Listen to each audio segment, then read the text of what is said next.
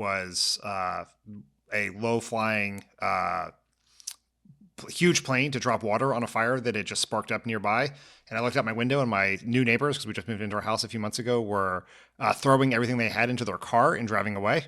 Yep. It ended up being they contained the fire very, very quickly, but I grabbed Kyla, who was 1 back then, and departed. Like, it's so incredibly scary, and we'll get to this, but it's so hard to know what the right decision to make for your family is when you're on the border of an evacuation, right? Yes. You haven't been told to evacuate, but you don't know if you're going to be next to be told to evacuate.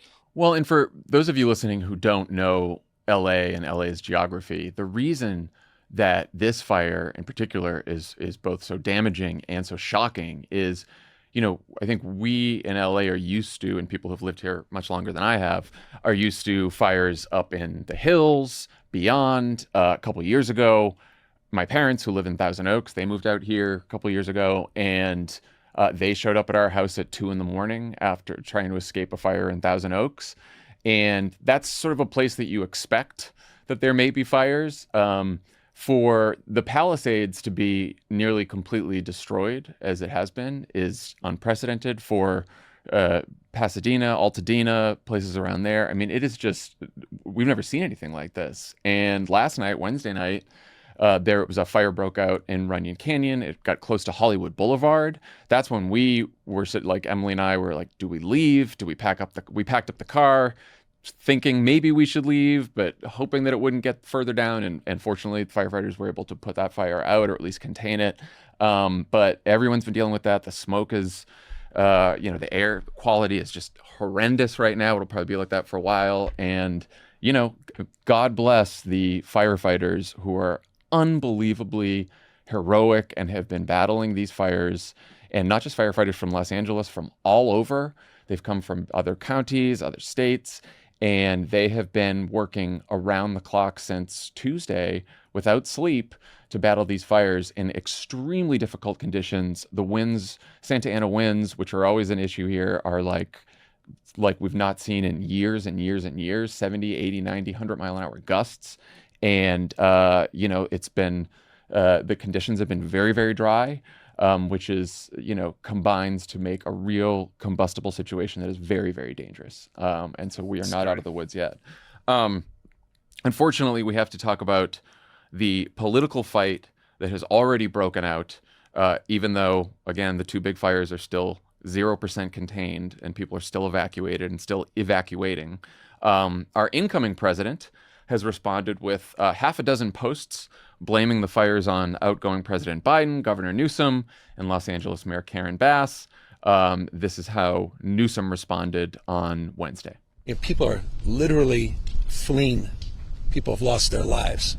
Kids lost their schools. Families completely torn asunder. Churches burned down. This guy wanted to politicize it. I have a lot of thoughts, and I know what I want to say. I won't. I stood next to a president of the United States of America today, and I was proud to be with Joe Biden.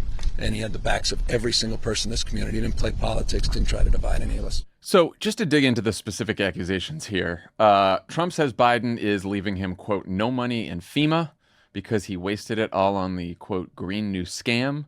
And he accused Newsom of refusing to sign a water restoration declaration that supposedly would have allowed more water to flow into California from the north because, quote, he wanted, and the reason that Newsom allegedly didn't sign this, what is an imaginary water restoration declaration, is that he, quote, wanted to protect an essentially worthless fish called a smelt.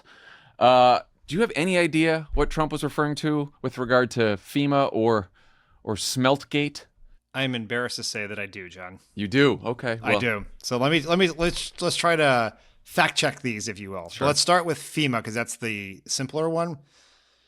It is true that earlier this year, the disaster relief fund at FEMA, which sends out money in situations like this, was depleted. It was depleted not because of whatever the Green New Scam is. It was depleted because of Hurricane Helene and other natural disasters. However, that fund is not at zero. It is at $27 billion right now because Congress passed and Joe Biden signed a bill in December to do exactly that. Now, it may be that $27 billion is not going to be enough for what we are dealing with in California. But the reason it's at $27 billion and not something more is because Republicans in Congress cut Joe Biden's request. He asked for $40 billion and they cut him down to $27 billion. So the idea that Joe Biden is leaving Trump with a depleted FEMA is just completely factually incorrect. Now on to Smeltgate. What Trump is referring to is the historic debates we have in California about how much water to move from Northern California, where you get water from the Bay, the Delta, the snowmelt from the mountains up near Tahoe, and how much to send to primarily to the Central Valley for farmers. If you ever drive from Northern California to Southern California, you will go past a whole part of the country where every farm has a sign yelling at Gavin Newsom asking for more water. The Trump administration and Gavin Newsom had a dispute about how to manage the water. Joe Biden, this is, I think, is what triggered Trump. The Biden administration just put in fact a new plan, which deals with one of the issues around this is the smelt, which is a fish, and salmon, which are endangered and threatened species. And so this has been a debate for a long time. Now, what's important about this is it has zero to do with the fires in Southern California. Southern California and LA in particular do not get their water from Northern California. They get it from two aqueducts east of LA. One, the Colorado River one on the Arizona-California border, and the Owens Valley Aqueduct east of LA. California, there have been reports, and this is all sparked by reports, that some fire hydrants were not having water come out of them during the fire. That has nothing to do with a shortage of water in Southern California. The reservoirs in Southern California are at or above their historic levels right now. Yeah. The reason why some fire hydrants were not putting water out was the tremendous strain on the system from fighting all of these huge fires at the same time. Like, for example, in the Palisades fire, prior to the fire, there were 3 1 million gallon tanks of water that were positioned for this, which should have taken care of any normal fire.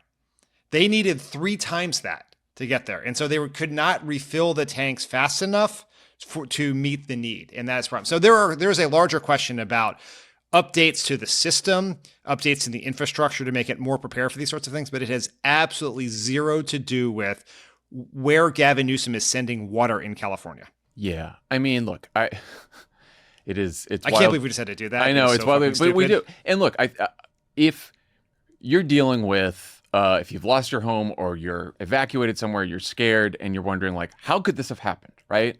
Like, how could we have not been prepared for this, right? Like, so it is natural to have these questions. It is natural to be upset. I do not think that state and local officials are beyond criticism by any means. I'm happy to criticize them if they've done something wrong. It is clear that here in California and all across the country, we are not ready for what the extreme weather events that are going to happen now because of climate change. And this isn't to say climate change did it and blah, blah, blah. We've all contributed to climate change. We've all lived on this planet and in this country, right? And we are now past the climate change is going to do this. Climate change is doing it. We are dealing with extreme weather events that would happen anyway, but are made worse and more extreme by climate change. That's just a fact.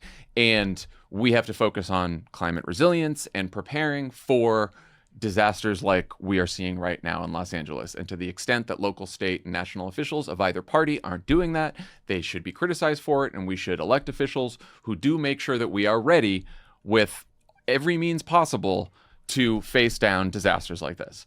But you're right. The Pacific Palisades those water tanks are used they're for residential use. They are not for fighting urban fires. In fact, fighting urban fires is extremely difficult for firefighters to do. They are, especially in LA and California, they're used to fighting like wildfires. But to have a neighborhood like the Palisades burn down, it's much more difficult to fight those fires. And the officials in LA were saying a firefight with multiple fire hydrants drawing water from the system for several hours, let alone 15 hours straight, is unsustainable. To known fact. Fire hydrants have also run dry like that in the case of other wildfires that spread to urban areas, which is this situation, including the 2017 Tubbs fire, the 2024 Mountain Fire, and 2023's fire in Maui. And so the reservoirs in California right now are full. They are well above historical averages. There is no shortage of water in California. And like you said, there was low water pressure because they use so much water, and because there's low water pressure, it doesn't